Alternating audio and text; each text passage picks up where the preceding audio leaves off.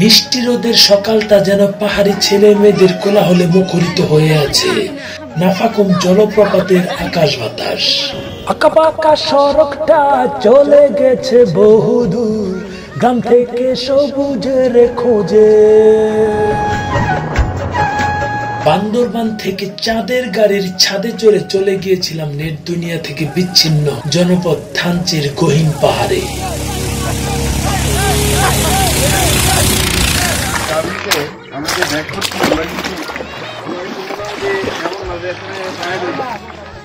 দিদি এই জায়গাটার নাম কি? থান্দাইজিরি। সেদিনের রাজপথ পথ ভোলা জেনে বুঝে অবিরাম হেঁটে যাওয়া নির্জনতার খোঁজে। দেশের বাইরে অনেক জায়গায় ঘুরছি, কিন্তু দেশের সৌন্দর্যের যে একটা ডিফারেন্ট ফ্লেভার। রাতের বেলা এই ট্রেকিং খুব কঠিন একটা বিষয়। অবশেষে আমরা একটা দোকান, এই যে দোকান দেখা যাচ্ছে, আরো 20 মিনিট থেকে আধা ঘন্টা লাগবে। সাথে টর্চ লাইট কেন নিতে হয় তা নিশ্চয়ই অনুভব করতে পারছেন। আমরা নাফাকুম পৌঁছতে পৌঁছতে প্রায় রাত 8টা বেজে গেল।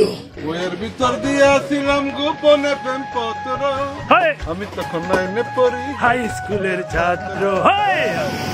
নাফাকুমের স্বচ্ছ পানির জলধারায় নিজেকে বিলিয়ে দিতে মন চায় বারবার।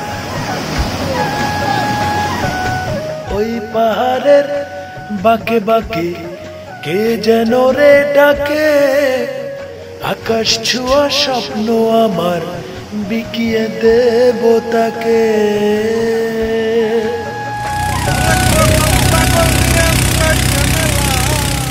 তোমার দরবারে সব পাগলের খেলা। ও বাবারে, ফিরে গিয়েছিলাম শৈশবের নস্টালজিয়ায়। বন্ধু বলে কথা, তাই হই হুল্লোড় করে কাটিয়ে দিলাম সারা বেলা। আজ থেকে 1000 শীত বসন্ত শেষে এই পথে যদি আসি আবার। এখানে কয়েকটি খ্যাং পরিবার ও কয়েকটি ত্রিপুরা পরিবারের বসবাস। এই যে দেখো,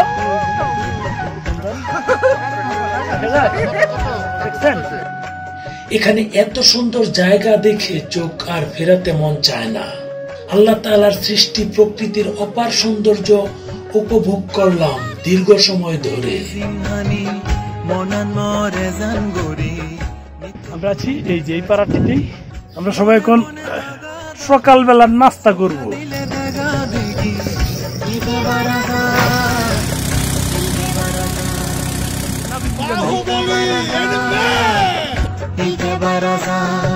এই সেই রানী রানী।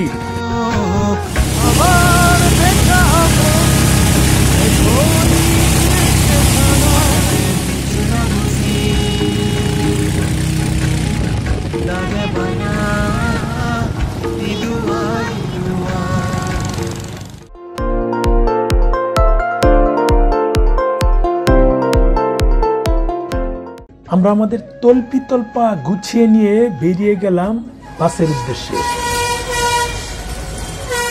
আমরা কোথায় যাবো বলতো? বান্দরবান। তোদের ট্রেন নাকি জ্যামে পড়ছিল। আমরা 6 বন্ধু একত্রিত হলাম। সেন্ট মার্টিন পরিবহন, আপনি যাবেন? আপনার নাম? এটা হচ্ছে কুমিল্লার 14 গ্রাম। প্রকৃতির সান্নিধ্য পেতে ইট পাথরের রাজধানী পিছনে ফেলে সেন্ট মার্টিন পরিবহনে করে চলে এলাম রূপের রানী বান্দরবান শহরে। এই যে আমরা একে সবাই নেমে যাচ্ছি, সুমন নামলো। এটা হলো চাঁদের গাড়ি, আর এখানে লিস্ট পাবেন কোন জায়গার ভাড়া কত।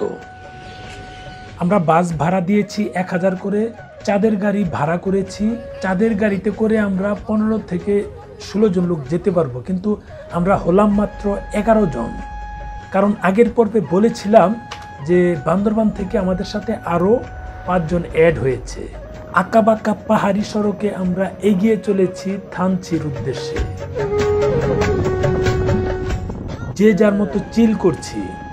সমুদ্র পৃষ্ঠ থেকে প্রায় 2500 ফুট উচ্চতার এই চিম্বুক পাহাড়ের চিম্বুক থানচি পথে বিকেল 4টার পরে কোনো গাড়ি চলাচল করে না, তাই ভ্রমণ বিকেল 4টার আগেই শেষ করা উচিত। এমন একটি জায়গায় আসলাম যেখানে আমাদের ভোটার আইডি কার্ড সহ যাবতীয় তথ্য তাদেরকে জমা দিতে হয়। এটি সেই জায়গাটি। কেউ চাইলে এখানে তাদের ন্যাচারাল কিছু প্রোডাক্ট আছে, যেমন জুস, সেগুলো খেয়ে নিতে পারেন। আমরা আজকে পেঁপের জুস খেলাম, খুবই সুস্বাদু। আপনি যদি বাসে করে থানচি পৌঁছাতে চান তবে বাস ভাড়া আপনাকে 220 টাকা করে দিতে হবে। আর যদি এই চাঁদের গাড়ির ছাদে বসে যেতে চান তবে গাড়ি ভাড়া হবে 6500 টাকা। এই চাঁদের গাড়িতে করে আমরা আসলাম।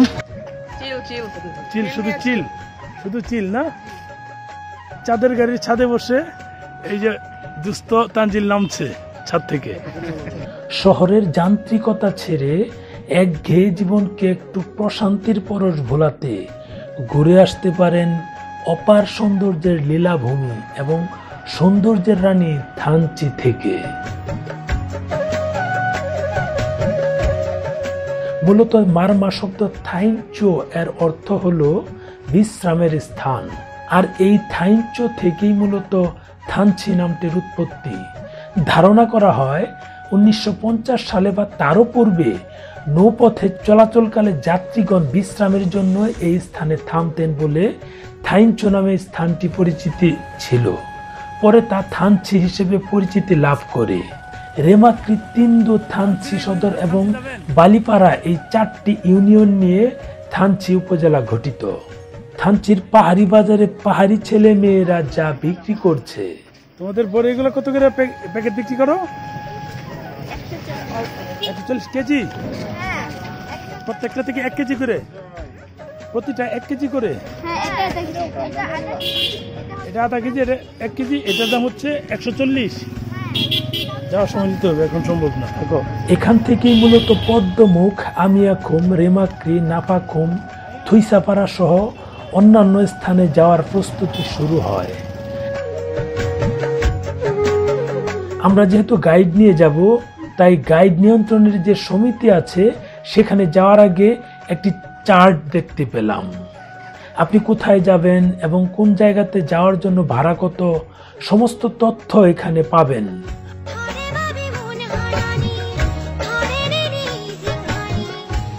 অল্প একটু দূরেই এই ভ্রমণ গাইড অফিস। এখানে 100 টাকার বিনিময়ে আপনারা ফর্ম পূরণ করে নেবেন। দাদার নাম কি? দাদা উত্তম ত্রিপুরা। আর দাদা? আমাদের ভ্রমণ গাইড এর নাম হলো ফিলিপ ত্রিপুরা। আমরা ঢাকা থেকে থানচি আসার আগেই তাকে গাইড হিসেবে সিলেক্ট করে রেখেছিলাম। তার ফোন নাম্বারটি স্ক্রিনে দিয়ে দিলাম। একটা তথ্য দিয়ে রাখি, বান্দরবানে যে ত্রিপুরা সম্প্রদায়ের মানুষগুলো আছেন তারা কিন্তু 100% খ্রিস্ট ধর্মের ধর্মান্তরিত হয়েছেন, কিন্তু খাগড়াছড়িতে যে ত্রিপুরা সম্প্রদায়ের মানুষজন আছেন তারা এখনো সনাতন ধর্মেই আছেন। এই ভ্রমণ গাইড অফিসের সামনে থেকেই সাঙ্গু নদীর ওপারে দেখতে পাবেন পাহাড়ের এই সৌন্দর্য।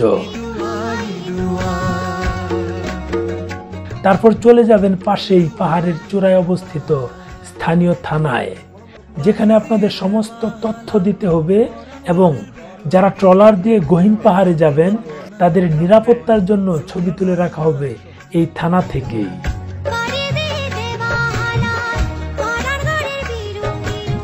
এই কাজটি শেষ করে লাইফ জ্যাকেট নিয়ে আপনাদের যেতে হবে ট্রলার ঘাটে।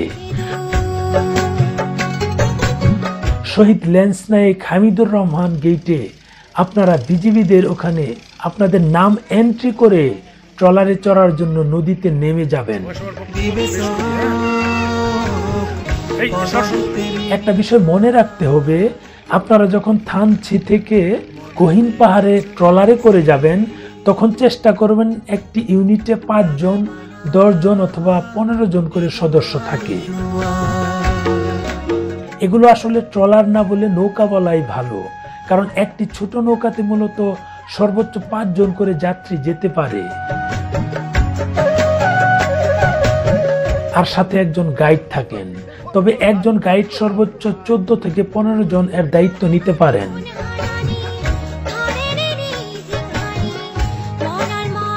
ও হ্যাঁ, এই ফাঁকে আরো একটি বিষয় বলে রাখি, 5 জন বিশিষ্ট প্রতি ট্রলারের ভাড়া গুনতে হবে 4,500 টাকা করে। আপনারা যদি সংখ্যায় কেউ কম থাকেন তবে অনেকের সাথেই শেয়ার করে যেতে পারেন। একটু খোঁজ নিলেই পেয়ে যাবেন এমন অনেক ট্যুরিস্টদের যারাও আপনাদের মতো কাউকে খুঁজে বেড়াচ্ছে। সেখানে পর্যটকদের জন্য এত বেশি টাকা খরচ হলেও স্থানীয়রা কিন্তু খুব অল্প টাকাতেই সেখানে যাতায়াত করতে পারে। আরো একটা কাজ করতে পারেন, যদি এমন কোনো গ্রুপ পেয়ে থাকেন যারা আপনাদের মতো কম সংখ্যক ট্রাভেলার ঘুরতে গিয়েছেন, তাদের সাথে বান্দরবান শহরেই একত্রিত হয়ে চাঁদের গাড়ি থেকে শুরু করে নৌকা সহ লোকাল গাইড একসাথে ভাড়া করে নিতে পারেন। তাহলে আপনাদের খরচ অনেক কমে যাবে। এই একবার নৌকা ভাড়া দিয়ে কিন্তু আপনার যাওয়া আসা উভয়ের ক্ষেত্রেই কার্যকর হবে। আমরা নৌকায় ওঠার জন্য নদীর একেবারে কাছে চলে এলাম।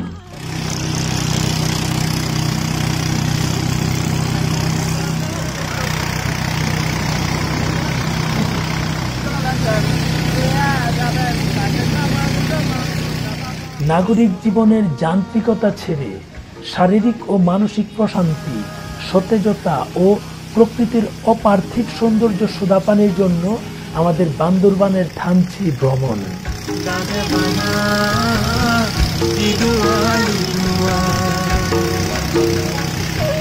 একটা সময় স্বপ্ন দেখতাম পাহাড়ে মন উজাড় করে ঘুরে বেড়াবো, সাঙ্গু নদীতে ছোট নৌকায় করে গহীন পাহাড়ে ছুটে যাব উদ্দেশ্যহীন পথে। আর মনের আনন্দে তখন গান গাইব প্রাণ উজাড় করে। আমি উজান স্রোতে কাটবো সাঁতার ছেড়ে সোনার তরি, আমি উজান স্রোতে কাটবো সাঁতার ছেড়ে সোনার তরি। সবাই বলে বেহুদা আমি পাহাড় ঝর্ণায় ঘোরাঘুরি করি। মন হানানি তরে নিনে জিংহানি মনান মরে জান গরি। এখানে স্বর্গ না পেলেও স্বর্গের মতো একটা শীতল আবহ অবস্থা তৈরি হবে, যা কোনো অংশেই আপনি জীবন থেকে মুছে ফেলতে পারবেন না।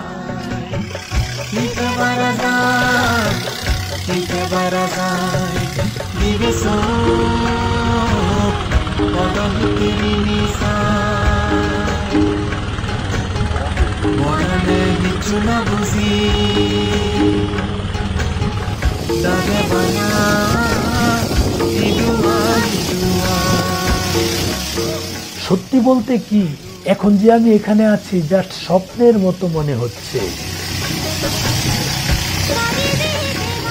পানির ঢেউয়ের সাথে হেলে দুলে এগিয়ে যাচ্ছি, মনে হচ্ছে কল্পনার জগতে ভেসে বেড়াচ্ছি।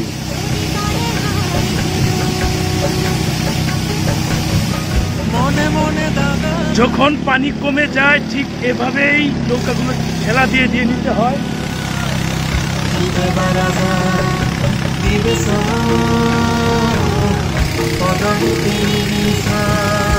এইসব থেকে কি হয়, ইচ্ছের আকাশে ডানা মেলে উড়ে বেড়াচ্ছি স্বপ্নের আঙিনায়। ইস, এভাবেই যদি কেটে যেত অনন্তকাল কতই না ভালো হতো, কিন্তু সেটা তো সম্ভব না। আবারও যে আমাকে যান্ত্রিক শহরে ফিরে যেতেই হবে।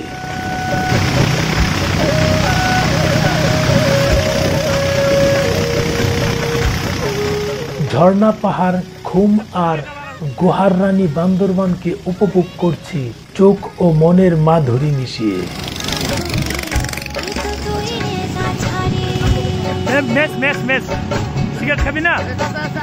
এই করতে করতে আমরা তিনদুতে চলে এসেছি।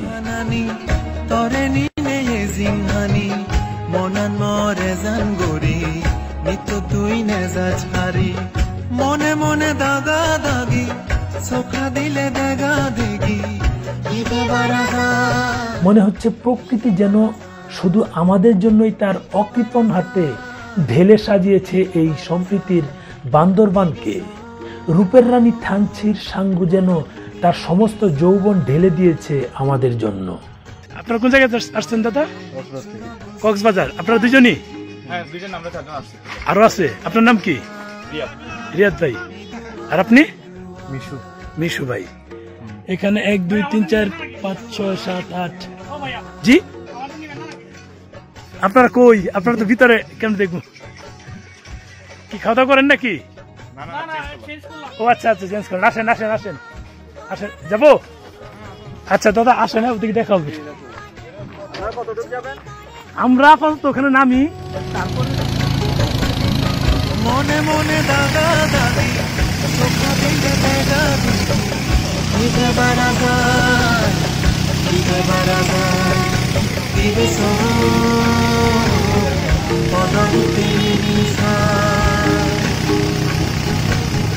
মনে কিছু না বুঝি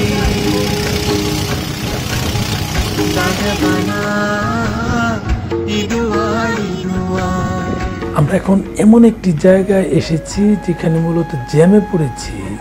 আমরা যেমন রাস্তাঘাটে জ্যামে পড়ি, এখানেও নদীতে কিছু কিছু সময় জ্যাম হয়। তাই আমাদের কিছুক্ষণ অপেক্ষা।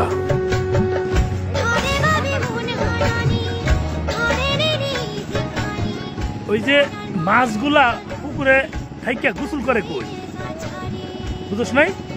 মাছ পুকুরে আছে, এরা মাছগুলা গোসল করে কেন? কথাটা বুঝে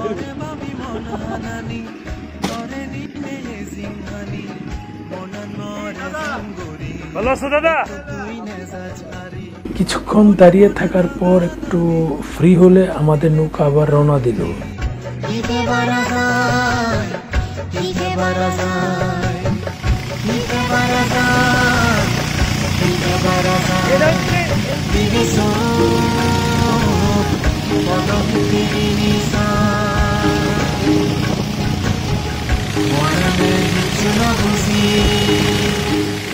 এখানে হাতের লাঠিটি উঁচু করে ধরার অর্থ হলো সামনে কোনো মোড় আছে, বিপরীত দিক থেকে আসা কোনো নৌকা যেন বুঝতে পারে এখানে আরেকটি নৌকা মোড় ঘুরছে।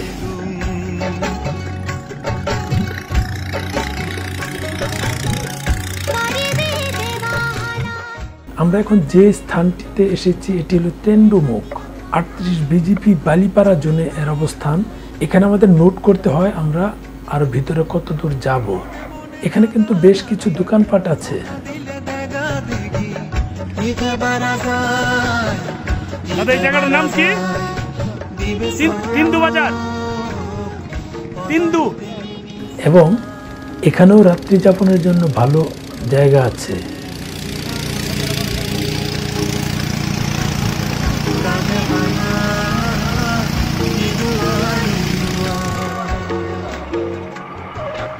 আমরা যেখানে আসলাম এটা হলো রাজা পাথর, না রাজা পাথর? এটা রাজা। আমরা এখন যা পার হচ্ছি এটি হচ্ছে রাজা পাথর আর রানী পাথর। আমরা শেষ পর্বে এ নিয়ে বিস্তারিত বর্ণনা করব, আশা করি আপনারা সেগুলো দেখবেন।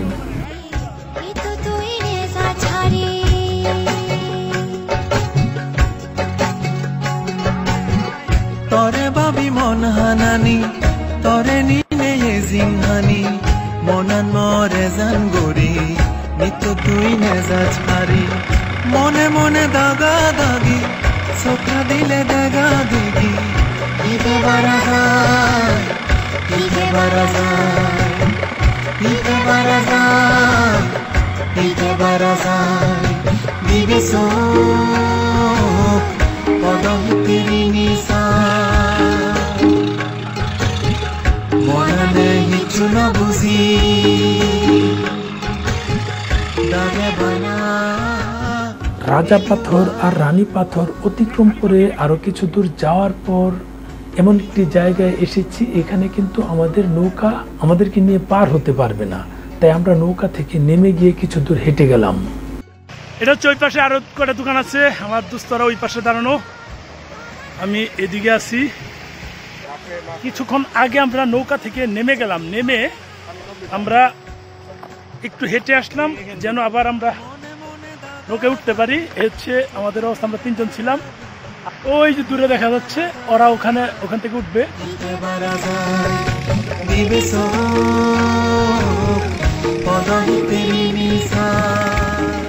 আমাদের নৌকা চলে এসেছে। আমরা এখন নৌকায় উঠে যাব। উঠবি না? আমি উঠবো। আমরা এখন উঠে যাব। এক পা ভিজিয়েছি, এখন আরেক পা ভিজাবো, তা নাহলে এ হচ্ছে আমার পায়ের অবস্থা। জুতা নিয়ে আসছি। আমরা এখন উঠে যাব। যা উঠ, উঠে। এটা আমারটা নিবি, বুঝতো? এটা নে। দাঁড়া আমি যাচ্ছি। এই যে গেলাম, এই যে বসলাম, এই যে অবস্থা। আবারও নৌকায় উঠে গেলাম। এখান থেকে আমরা সরাসরি চলে যাব রেমাক্রি। আমরা এই যে আবার নৌকায় উঠে গেলাম। খুব কষ্ট হলো নৌকায় উঠা। এই হলো অবস্থা। যাওয়া শুরু করলাম। মনে মনে দাগা দাগি চোখা দিলে দাগা দিবি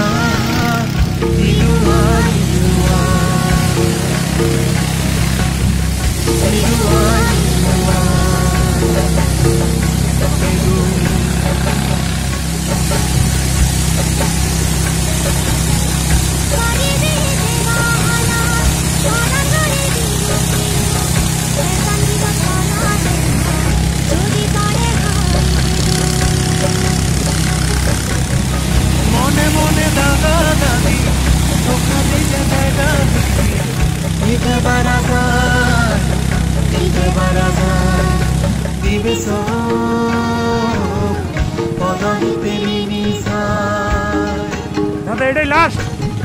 মনে কিছু না বুঝি এখানে থাকলো শান্তি।